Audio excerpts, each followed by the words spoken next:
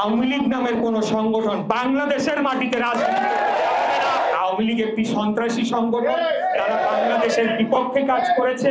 আমরা খুনি হাসিনার ফাঁসি দেখে আমরা যেতে চাই। ইয়ার পদ্ধতি এটা বাংলাদেশের জন্য একটা হুমকি। বিগত 17 বছরে বাংলাদেশ রাষ্ট্র বাংলাদেশ ছিল না, বাংলাদেশ হয়ে গিয়েছিল ভারতের একটি অঙ্গরাজ্যে পরিণত হয়ে গেছে।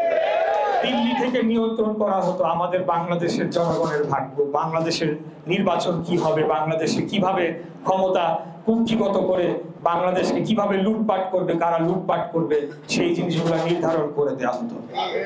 গত বছর ছাত্র জনতার রক্তাক্ত গণ অভ্যুত্থানের মধ্যে দিয়ে যেখানে আমাদের ছাত্র ভাইয়েরা, সেখানে সাধারণ জনগণ বুক পেতে দিয়ে আবু সাইদ, তারপরে ওয়াসিম, মুগ্ধ সহ সবাই যারা জীবন দিয়েছেন, আমাদের পুরান ঢাকায় অনেক 3 জন না 4 জন শহীদ হয়েছে। তারা বুকের রক্ত দিয়ে তারা চিন্তা করে নাই যে বিএনপি আসবে না, তারা কোনদিন ক্ষমতায় যাবে না, কি হবে। তারা দেখেছে খুনি হাসিনা জুলুম করেছে, অন্যায় করেছে, মানুষকে হত্যা করছে এবং তার চরম সীমা অতিক্রম করেছে। তাই তারা বিক্ষোভে ফেটে পড়ে সকলে তাদের নিজেদের মধ্যে আমাদের ভেদাভেদ ভুলে গিয়ে একজোট হয়ে এক দফা আন্দোলনে শরীক হয়েছে।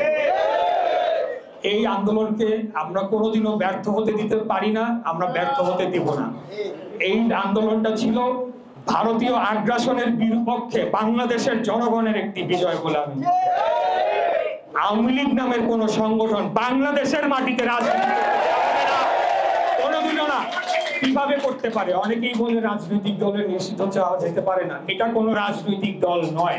আওয়ামী লীগ একটি সন্ত্রাসী সংগঠন, তারা বাংলাদেশের বিপক্ষে কাজ করেছে, বাংলাদেশের বিরুদ্ধে কাজ করেছে নিজেদের ক্ষমতা রক্ষা করার জন্য, এবং এখন পর্যন্ত তারা বাংলাদেশের বিপক্ষে কাজ করে চলেছে বিদেশে পলাতক থাকা অবস্থায়।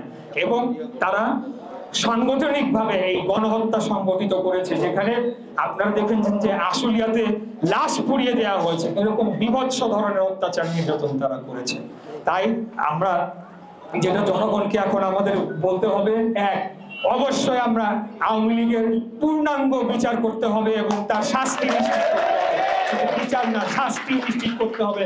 আমরা খুনি হাসিনার ফাঁসি দেখে আমরা যেতে চাই। গাজাবাসী, ফিলিস্তিনবাসী যেভাবে লড়াই করেছে, সেই ইহুদি গণহত্যাকারী আগ্রাসনবাদী অপশক্তির বিরুদ্ধে, আমাদের বিরুদ্ধে বাংলাদেশের বর্ডার অতিক্রম করে যদি কোনো ধরনের অপশক্তি, এটা হোক মায়ানমারের বর্ডার দিয়ে বা অন্য যে কোনো ভারতের বর্ডার দিয়ে, আমরা সেটা সহ্য করে নেব না। আমরা আমাদের মাতৃভূমিকে রক্ষার জন্য আমরা জীবন দেওয়ার জন্য প্রস্তুত। এই যে একটা দাবি করা হচ্ছে পিআর পদ্ধতি, এটা কোনোভাবেই বাস্তবায়নযোগ্য না। বাংলাদেশের প্রেক্ষাপটে আপনি জানবেনই না আপনার এমপি প্রার্থীকে কেন্দ্র থেকে চাপিয়ে দেওয়া হবে। এবং এই পদ্ধতি যদি হয়, এটা বাংলাদেশের জন্য একটা হুমকি, বাংলাদেশের স্বাধীনতার জন্য একটা হুমকি।